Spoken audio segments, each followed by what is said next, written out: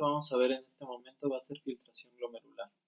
La filtración glomerular, como su nombre lo dice, es la filtración que se lleva a cabo entre los capilares glomerulares y la cápsula de Bowman. La tasa de filtrado usual o la fracción de filtrado usual es de 16 al 20% del plasma que está llegando. Entonces, pueden estar llegando 625 mililitros sobre minuto. ¿Y cuánto va a ser lo que realmente va a ser filtrado? Pues va a ser filtrado aproximadamente 125 mililitros sobre minuto. ¿Qué quiere decir esto? Que quiere decir que una buena parte, más del 80%, pasa sin que sea filtrado. Pero no pasa nada, ¿por qué? Porque este volumen posteriormente va a volver a pasar y cuando vuelva a pasar, pues va a volver a tener la posibilidad de ser filtrado. Además, si nosotros consideramos la alta tasa de perfusión que tienen los glomérulos, encontramos pues que cada día se filtran más o menos entre 150 litros en mujeres y 180 litros en hombres de sangre, lo cual implica pues que cada día, varias veces, más de 30 veces al día está pasando completamente todo el volumen sanguíneo a través de los riñones, lo que pues en un cálculo sencillo nos dice que cada hora más de una vez pasa todo el volumen sanguíneo por estos pequeños riñones para poder hacer el filtrado glomerular. Ahora, de este filtrado, pues en realidad se va a reabsorber la mayor parte. Y esto es importante porque si no, pues moriríamos deshidratados muy rápido, puesto que tendríamos una excreción urinaria muy alta. ¿Cuánto se reabsorbe del volumen total? Más o menos se reabsorben 124 mililitros cada minuto. Y esto que se reabsorbe, pues regresa a la sangre y entonces ya no es tirado como orina.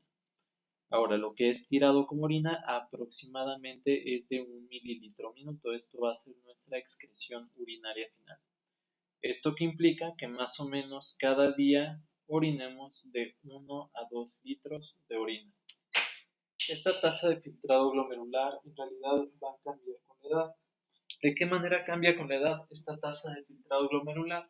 Bueno, pues de manera normal se van perdiendo nefronas a lo largo de la vida, de tal manera que vean cómo desde pues ya la vejez tardía de los 20 años empezamos a tener una disminución de la tasa de filtrado glomerular que se hace más rápida y progresivamente pues más importante a partir más o menos de los 35-40 años hasta que pues básicamente todas las personas mayores, adultos mayores, pues ya van a tener una tasa de filtrado glomerular disminuida. Ahora, esta tasa de filtrado glomerular disminuida en realidad nos dice poco porque nosotros tenemos una buena parte de nuestra tasa de filtrado glomerular donde nosotros podemos trabajar perfectamente bien y no tener ningún tipo de sintomatología. Cuando reduce por debajo de este umbral donde nosotros tenemos una salud relativamente adecuada, pues entonces nosotros ya podemos empezar a tener manifestaciones clínicas de una enfermedad renal crónica. ¿Qué sí se filtra y qué no se filtra? Bueno, el agua que tiene un peso molecular pequeño, pues se va a filtrar libremente. El sodio, también con un peso molecular pequeño, también se va a filtrar libremente. La glucosa con un peso molecular más grande también se va a filtrar libremente y vean cómo las proteínas, por ejemplo la mioglobina y la albúmina, pues al momento de que tienen pesos moleculares mucho más elevados, entonces se van a empezar a filtrar de manera menos eficiente. Vean como la albúmina, lo normal es que no se filtre. Esto es importante. Las proteínas y las células sanguíneas no se filtran. De tal manera que al no filtrarse siempre nos habla de anormalidad el hecho de que nosotros encontremos anormalidad, el hecho de que nosotros encontremos tanto proteínas como células sanguíneas. Además, las partículas que tienen cargas negativas, entre ellos las proteínas también, no se filtran fácilmente por una cuestión que veremos a continuación. El filtrado glomerular se lleva a cabo en el corpúsculo. ¿Cómo se va a llevar a cabo? Bueno, por la sangre que viene a través de la arteriola aferente esta sangre que viene a través del sistema de la arteriola aferente va a pasar por los capilares glomerulares y en estos capilares glomerulares la presión hidrostática con la que trae la sangre o la que lleva la sangre pues va a impulsar al líquido hacia la cápsula de Bowman que como ustedes saben está rodeando pues a estos capilares glomerulares. Entonces vamos a tener esta presión de filtrado. Vamos a tener también algunas cuestiones importantes a este nivel que nos van a permitir entender un poco de la fisiología renal. Por ejemplo, vean aquí cómo aquí se encuentra el aparato yuxtaglomerular. En este momento solamente tienen que saber que tenemos una parte de este aparato yuxtaglomerular que está formado por células del túbulo contorneado distal que se llaman en conjunto mácula densa y que vamos a tener otras células en este aparato yuxtaglomerular, como lo son las células mesangiales por un lado, estas células mesangiales, y por otro lado también encontramos a las células yuxtaglomerulares. Esto lo vamos a ver en un momento cuando veamos regulación de la presión de filtrado. Muy bien.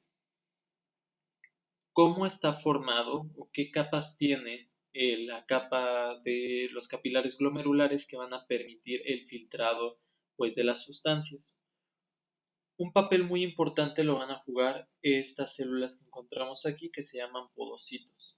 Se llaman podocitos porque su nombre lo sugiere, pues, tienen como piecitos. Estos piecitos son los que podemos observar aquí, aquí muchos piecitos y evidentemente estos están jugando un papel pues como una suerte de una coladera, ¿no? Una coladera, de estos con las que pues, ustedes cocinan. Entonces lo que van a hacer estos podocitos es no permitir el paso libre de distintas sustancias, entre ellas células y también proteínas grandes. Vean cómo si nosotros hacemos un acercamiento a estos podocitos, encontramos que realmente las partes que dejan estos podocitos entre sus piecitos pues son verdaderamente pequeñas. Esto es lo que limita un poco el paso de distintas sustancias. Muy bien. Además de los podocitos, que son estos que encontramos aquí, vamos a tener otras partes de la barrera que hay entre los glomérulos, entre los capilares glomerulares y la cápsula de Bowman que nos va a permitir filtrar distintas sustancias. La primera, de hecho, es el endotelio fenestrado. Los capilares glomerulares van a tener un endotelio que va a tener hoyitos. Estos hoyitos van a dejar pasar distintas sustancias, pero definitivamente no van a dejar pasar componentes sanguíneos. Pero, por ejemplo, las proteínas sí se les escapan a este endotelio fenestrado. Para eso tenemos una membrana basal. Esta membrana basal va a estar cubriendo propiamente al endotelio fenestrado y entonces esta membrana basal formada por colágena y proteoglicanos va a tener una buena cantidad de cargas negativas y estas cargas negativas van a repeler a otras cargas negativas. Entonces cuando viene una de estas cargas negativas pues se regresa. Por quinta esencia, ¿quién tiene cargas negativas dentro de este sistema? Pues las proteínas, ¿no? Otra manera en la que nosotros no filtramos proteínas. Y finalmente los que ya conocimos, los podocitos que van a tener esta barrera propiamente mecánica y además también van a tener cargas negativas pues, en la superficie que no van a permitir que pasen de nueva manera o de nueva cuenta proteínas. Y aquí podemos ver esta imagen que se ve genial con estos podocitos y vean el detalle de sus prolongaciones.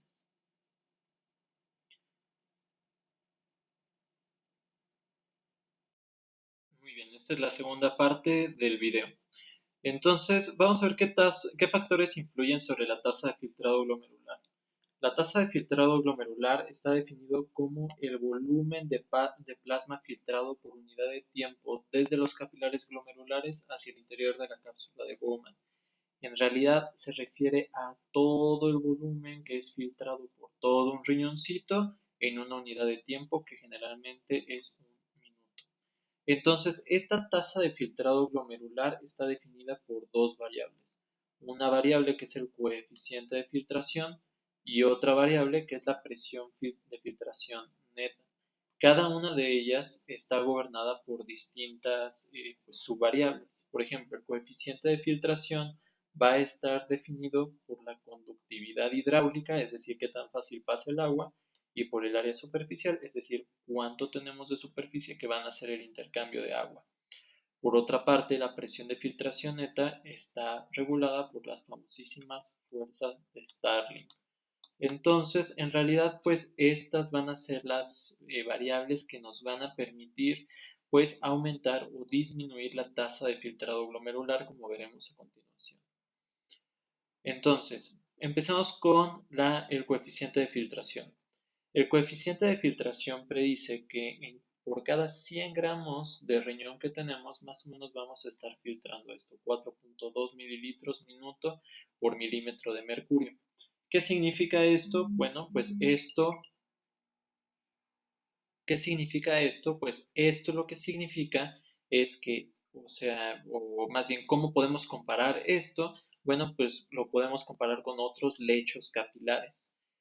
¿Qué otros lechos capilares? Pues un capilar normal va a tener 400 veces un coeficiente de filtración menor que el coeficiente de filtración que tienen los riñones. Ahora, este coeficiente no es modificable fisiológicamente en condiciones normales. ¿Por qué? Pues porque no es práctico que ustedes estén aumentando o disminuyendo este coeficiente de filtración, pero sí que va a cambiar en distintas enfermedades. Por ejemplo, en enfermedades que reducen el número de capilares, es decir, la superficie, o en enfermedades que aumentan el grosor de capilar, es decir, reducen la conductividad hidráulica. ¿Qué enfermedades tenemos que son caracterizadas por este o por ambos eventualmente? La diabetes. ¿Por qué? Porque la diabetes va a dañar a los vasos que irrigan a los riñones de tal manera que reducimos esta superficie. Y por otro lado, la hipertensión va a hipertrofiar a los vasos de tal manera que reducimos la conductividad hidráulica. Entonces, ambas enfermedades van a disminuir nuestro coeficiente de filtración, lo cual pues, puede generar que tengamos insuficiencia renal crónica después de un rato. Muy bien. La otra cosa es la presión de filtración neta. Esta presión de filtración neta está dada por las fuerzas de Starling.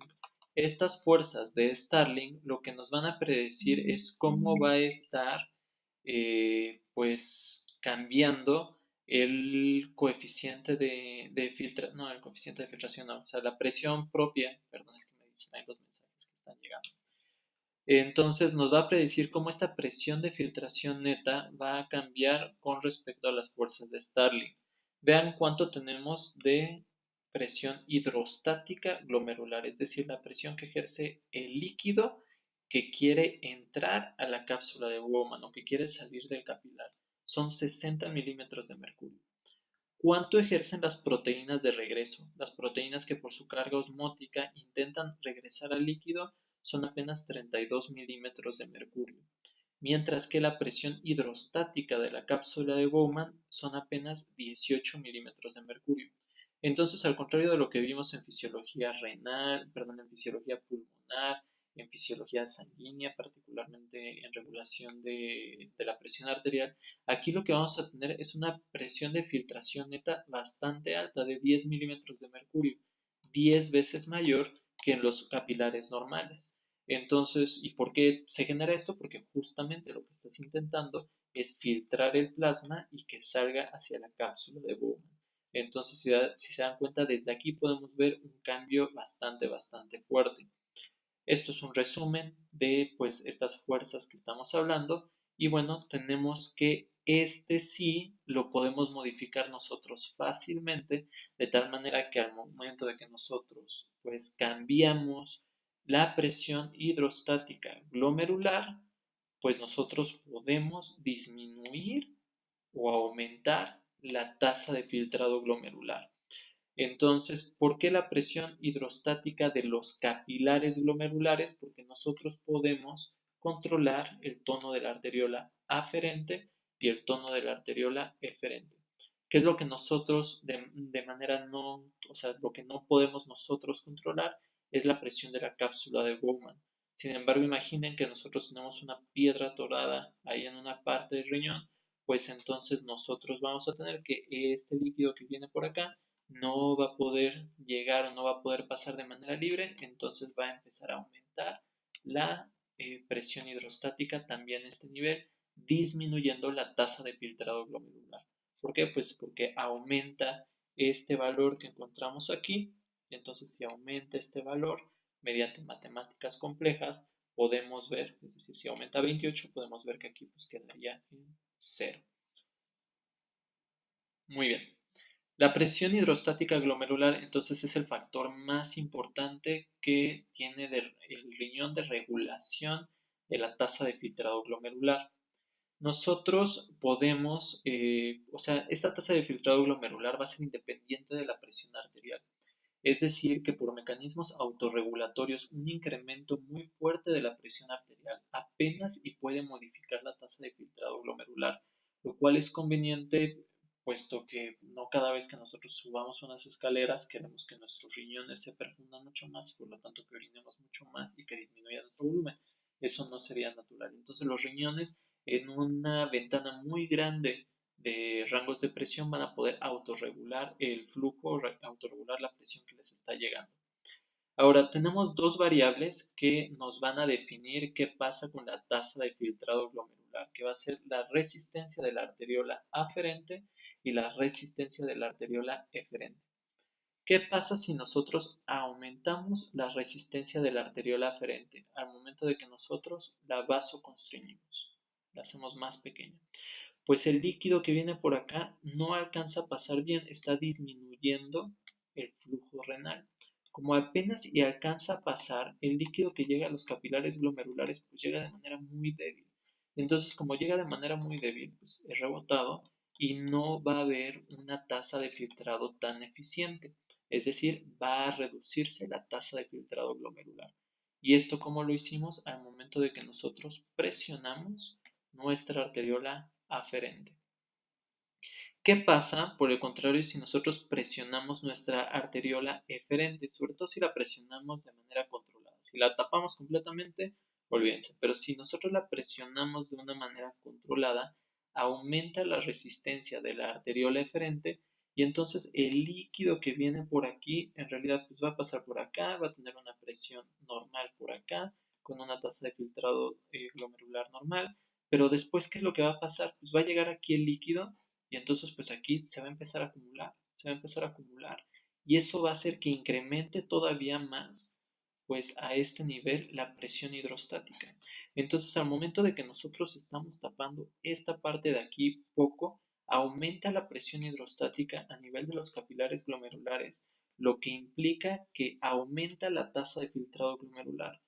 Pues imaginemos una persona, si esto fuera una manguera, una persona que está poniendo su pie aquí y entonces está tapando este lado de la manguera y pues ¿qué va a pasar con el lado inmediato anterior? Pues va a aumentar drásticamente su presión hidrostática a las paredes de la manguera, en este caso a las paredes de los capilares. Ahora, eventualmente, ¿qué pasa si cierra completamente este conducto a través de una vasoconstricción demasiado intensa? Pues que se empieza también a acumular el líquido ya no es nuevo y finalmente pues el riñón tampoco va a poder hacer su función adecuada. ¿Por qué? Porque sí va a haber un chorro de presión, pero siempre del mismo líquido. Ya no está viendo un intercambio activo de líquido o un filtrado activo de este líquido. Entonces la constricción intensa reduce de hecho la tasa de filtrado glomerular, pero una constricción leve de la arteriola eferente, que es esto que habíamos visto aquí en un inicio, va a aumentar la tasa de filtrado glomerular. ¿Qué mecanismos tenemos nosotros para regular el diámetro de esta arteriola aferente y esta arteriola eferente? Bueno, por un lado tenemos la actividad del sistema nervioso simpático. Cuando las suprarrenales y nuestro sistema nervioso simpático liberan adrenalina y noradrenalina, estas hormonas van a llegar tanto a la aferente como a la eferente y van a producir en las dos vasoconstricción. ¿Qué pasa si yo produzco vasoconstricción tanto en la aferente como en la eferente? Pues en realidad lo que va a pasar es que va a disminuir un poco la tasa de filtrado glomerular, particularmente si esta vasoconstricción es intensa, es decir, si se cierran mucho estas arterias. Entonces es un mal mecanismo para aumentar la perfusión renal. Sin embargo, es un buen mecanismo para redistribuir este líquido hacia los músculos, el cerebro, el corazón y otros órganos que en ese momento lo necesitan más. ¿Qué va a pasar, por ejemplo, con el sistema renina-angiotensina-aldosterona?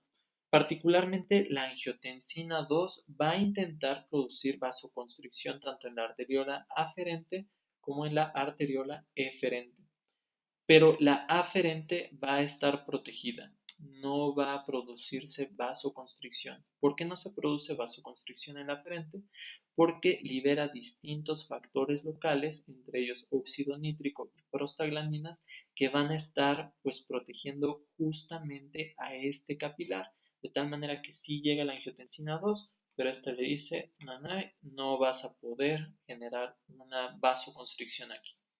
Pero ¿qué va a pasar con la arteriola eferente? Pues la eferente no va a tener estos mecanismos para salvarse y entonces sí se va a generar una vasoconstricción. ¿Y en qué habíamos quedado? Si nosotros pisamos la manguera aquí, entonces aumenta la presión hidrostática en los capilares glomerulares y al momento de que aumenta la presión hidrostática en los capilares glomerulares, ¿qué es lo que ocurre? Aumenta la tasa de filtrado glomerular. Es un mecanismo importante para el aumento de la tasa de filtrado glomerular. Otros factores que influyen son el óxido nítrico y las prostaglandinas que se liberan de manera local. De hecho, el óxido nítrico todo el tiempo se está liberando y mantiene regulada o un poco protegida la resistencia glomerular. No nos conviene disminuir la tasa de filtrado glomerular porque pues, es dañino para el cuerpo. Por otro lado, este mecanismo está justamente afectado en casos de aterosclerosis e hipertensión crónica.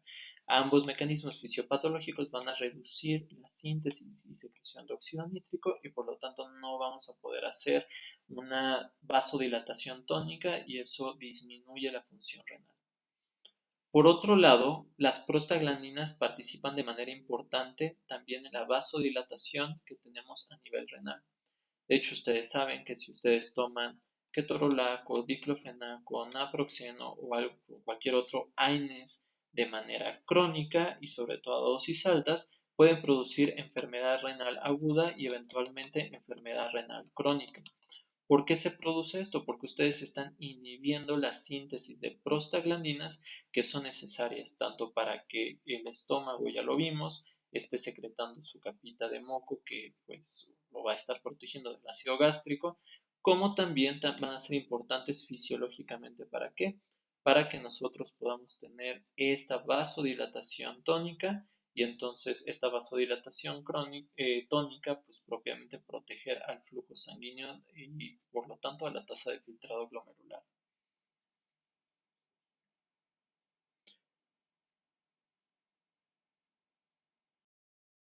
Finalmente veamos la última parte de la clase, va a ser cortita.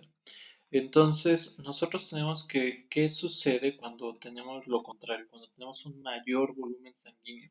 Cuando tenemos un mayor volumen sanguíneo lo vamos a sentir gracias a la distensión cardíaca y esta distensión cardíaca lo que va a hacer es, ya sabemos, va a distendir sobre todas las aurículas y esto va a hacer que se libere péptido natriurético atrial y péptido natriurético cerebral, que recordemos que viene también de las aurículas. Este péptido natriurético atrial y cerebral van a tener distintas funciones. Una de ellas va a ser que va a dilatar la arteriola aferente, relajando a las células mesangiales que se encuentran justamente en la posición de la arteriola aferente. Ahora, ¿qué va a hacer al momento de que relaja la arteriola aferente y después pasa esto por los capilares glomerulares? Pues esto va a aumentar el flujo sanguíneo y si aumenta el flujo sanguíneo, entonces, ¿qué es lo que trae como consecuencia? Un aumento en la tasa de filtrado glomerular. Y si yo aumento la tasa de filtrado glomerular, aumento mi volumen urinario y al momento de aumentar mi volumen urinario, yo disminuyo el volumen, que es justamente lo que desencadenó el incremento de la distensión o el incremento de la distensión del corazón y